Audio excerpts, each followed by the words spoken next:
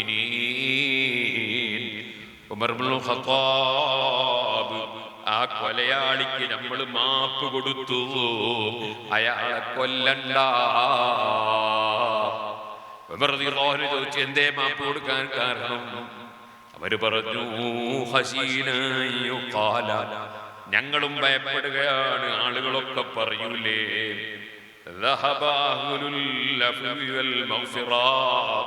ഇപ്പൊ എല്ലാരും പകരം ചെയ്യണമെന്ന ആ ഒരു വാശിയിലാണ്. മാപ്പ് കൊടുക്കുന്ന മനുഷ്യന്മാരൊന്നും ഇപ്പോൾ ഇല്ല എന്ന് ജനങ്ങൾ നമ്മളെ സമുദായത്തെ കുറ്റം പറയൂലേ, അതുകൊണ്ട് അത് വേണ്ട, മാപ്പ് കൊടുത്തിരിക്കുകയാണ്. അദ്ദേഹത്തെ വെറുതെ വിടുന്നു ഉമർ ഇബ്നുൽ ഖത്താബ്. ഓ സുഹൃത്തുക്കളെ, ഞാൻ പറഞ്ഞു വന്നത് ഹബീബ് മുഹമ്മദുർ റസൂലുള്ളാഹി സ്വല്ലല്ലാഹു അലൈഹി വസല്ലം പഠിപ്പിച്ച അത്യുന്നതമായ ഒരു സ്വഭാവമാണ് മാപ്പ് കൊടുക്കുക എന്നത്. ആ മാപ്പ് കൊടുക്കൽ നബിതങ്ങൾ തന്നെ ജീവിതത്തിൽ ഏറ്റവും നന്നായി പുലർത്തി കാണിച്ചു തന്ന നൂറുകണക്കിന് ഉദാഹരണങ്ങളുണ്ട്. അതിൽപ്പെട്ട ഒന്നാണ് ഹബീബ് നബി സല്ലല്ലാഹു അലൈഹി വസല്ലം തങ്ങളുടെ സമീപത്ത് വാള് ഊരിപ്പിടിച്ചു നിന്നിട്ട്, ആര് നിങ്ങളെ തടയും, ഞാൻ വെട്ടിയാലെന്ന് ചോദിക്കുമ്പോ അല്ലാഹ് എന്ന് മറുപടി പറഞ്ഞു. 3 തവണ അദ്ദേഹം ചോദ്യം ആവർത്തിച്ചു. 3 തവണയും അല്ലാഹ് അല്ലാഹ് അല്ലാഹ്. നബിതങ്ങൾ മറുപടി പറഞ്ഞു. ആ മറുപടി കേട്ടപ്പോൾ അവിടെ പല റിപ്പോർട്ടുകളുമുണ്ട്. ഇതേ വിധത്തിൽ തന്നെയുള്ള 2 സംഭവങ്ങളുണ്ട്.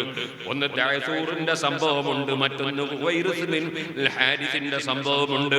അത് രണ്ടും 2 സംഭവങ്ങളാണ്. അതിൽ വ്യത്യസ്തമായ പല റിപ്പോർട്ടുകളുമുണ്ട്. അതൊക്കെ കൂടി കൂട്ടിക്കുഴച്ച് പലരും അതാ തെറ്റിദ്ധാരണയിൽ പെട്ടുപോകരുത്.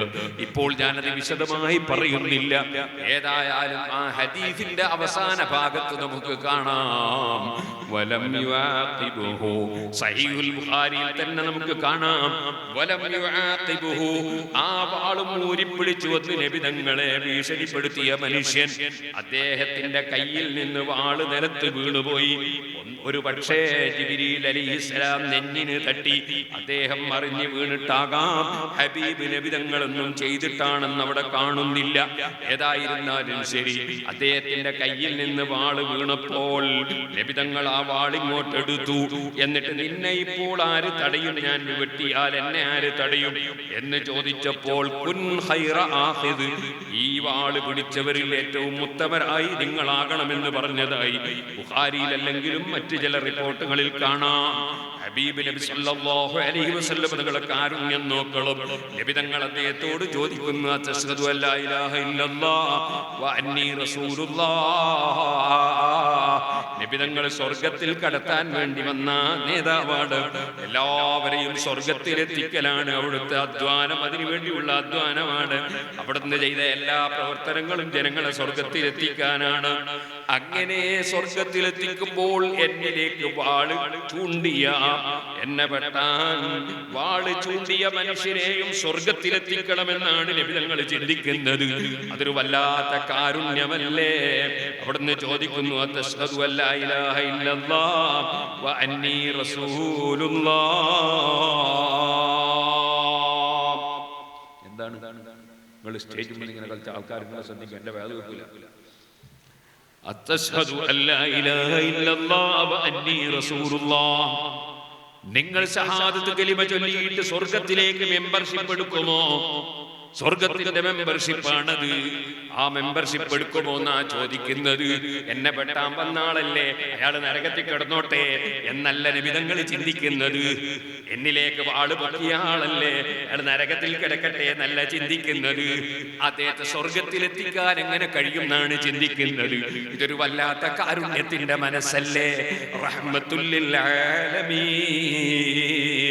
നിങ്ങളൊന്ന് ഷഹാദത്ത് കലിമ ചൊല്ലോ. അപ്പൊ അദ്ദേഹത്തിന്റെ മറുപടി ഇല്ല, അതിനൊന്നും ഞാനില്ല, ഞാൻ ഷഹാദത്ത് കലിമ ചൊല്ലൂല. പക്ഷേ വലാകിൻ ഉആഹിദുക, ഞാൻ നിങ്ങൾക്കൊരു കരാറ് തരാം. എന്തേ? ഞാൻ നിങ്ങളോട് കരാറ് ചെയ്യാം, ഞാൻ നിങ്ങളോട് പോരാടൂല. പോരാടുന്നവരുടെ കൂടെ ഞാൻ നിൽക്കൂല, ഞാൻ പക്ഷേ മുസ്ലിമാകൂല. സുബ്ഹാനല്ലാഹ്. നബി തങ്ങൾ എന്ത് ചെയ്തു? ഫഖല്ലാ സബീലഹു, അദ്ദേഹത്തോട് വെറുതെ പൊയ്ക്കൊള്ളാൻ പറഞ്ഞു, ഒന്നും പകരം ചെയ്തില്ല. അതുകൊണ്ട് സഹീഹുൽ ബുഖാരിയിൽ നമുക്ക് കാണാം, വലം യുആഖിബുഹു, നബി തങ്ങൾ അദ്ദേഹത്തെ ശിക്ഷിച്ചില്ല. മറ്റൊരു സ്ഥലത്ത് സുമ്മലം യുആഖിബുഹു, ഇതൊക്കെ കഴിഞ്ഞിട്ട് നബി തങ്ങൾ അദ്ദേഹത്തെ ശിക്ഷിച്ചില്ല. സഹീഹുൽ ബുഖാരിയിൽ പ്രത്യേകം പറഞ്ഞൊരു കാര്യമാണ്, ശിക്ഷിച്ചില്ല. എന്തൊരു കാരുണ്യമുള്ള നേതാവാണ് മുഹമ്മദ് റസൂലുള്ളാഹി സ്വല്ലല്ലാഹു അലൈഹി വസല്ലം. ആ മഹാനായ റസൂലുള്ളാഹി സ്വല്ലല്ലാഹു അലൈഹി വസല്ലം ഏറ്റവും വിവരമുള്ള ആളാണ്, ഏറ്റവും വലിയ കാരുണ്യമുള്ള ആളാണ്. എല്ലാവരോടും കാരുണ്യമാണ്, എല്ലാവരും രക്ഷപ്പെടണമെന്ന ചിന്തയാണ്. ആ ചിന്തയിലാണ് അവിടുത്തെ പ്രവർത്തനങ്ങൾ മുഴുവനും. ആ ഹബീബ് നബി സല്ലല്ലാഹു അലൈഹി വസല്ലമ തങ്ങളുടെ ജന്മമാസമാണ് നമ്മുടെ മുന്നിൽ നിൽക്കുന്ന റബീഉൽ അവ്വൽ. ധാരാളം നബി തങ്ങളുടെ മദ്ഹ് പറയണം, ധാരാളം നബി സല്ലല്ലാഹു അലൈഹി വസല്ലമ തങ്ങളുടെ പേരിൽ സ്വലാത്ത് ചൊല്ലണം, ധാരാളം നബി തങ്ങളുടെ മൗലിദ് ഓതണം, എല്ലാ ഓരോ വീടുകളിലും മൗലിദ് ഓതണം, നബി തങ്ങളുടെ പേരിൽ സ്വലാത്ത് നടക്കണം. മൗലിദിന് ചെറിയ ആള് ആരുമില്ലെങ്കിൽ ഞാനും എന്റെ ഭാര്യയും മക്കളും ഇരുന്ന് മൗലിദ് ഓതണം. ഹബീബ് നബി സല്ലല്ലാഹു അലൈഹി വസല്ലം തങ്ങളോടുള്ള സ്നേഹം പ്രകടിപ്പിക്കണം. അതുപോലെ തന്നെ ഹബീബിന്റെ കാരുണ്യ പ്രവർത്തനങ്ങൾ, സാമൂഹിക പ്രവർത്തനങ്ങൾ, വിദ്യാഭ്യാസ പ്രവർത്തനങ്ങൾ, സാംസ്കാരിക പ്രവർത്തനങ്ങൾ, മാനുഷിക മൂല്യങ്ങളെ മുറുകെ പിടിച്ചുകൊണ്ടുള്ള മാനവികത പൊക്കിപ്പിടിച്ചുള്ള പ്രവർത്തനങ്ങൾ, ആ പ്രവർത്തനങ്ങൾ നിങ്ങൾ കണ്ടില്ലേ? അവിടുന്ന് പഠിപ്പിച്ചതെന്താണ്?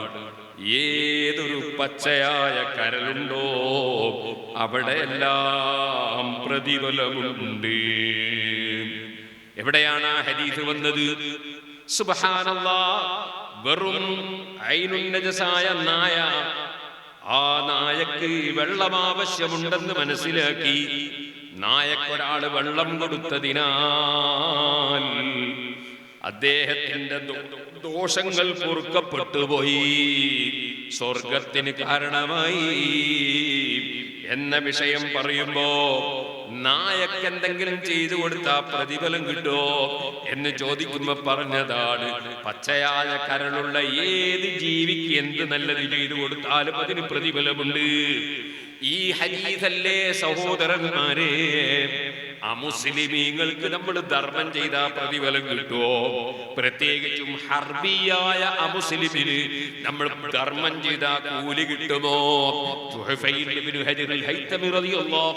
പോലുള്ള ഇമാമിങ്ങൾ പറഞ്ഞില്ലേ, അത് അമുസ്ലിമിന് ധർമ്മം ചെയ്താലും പടച്ചവന്റെ അടുക്ക കൂലി കിട്ടും. വലൗ ഹർബിയൻ, ഹർബിയാണെങ്കിലും അവന് ധർമ്മം ചെയ്താൽ കൂലി കിട്ടും. ഈ ഹദീസാണ് അതിന് തെളിവായി ഇമാമികൾ രേഖപ്പെടുത്തുന്നത്. ഞാൻ പറഞ്ഞു വന്നത് പരിശുദ്ധ ഇസ്ലാമിന്റെ മാനവികത.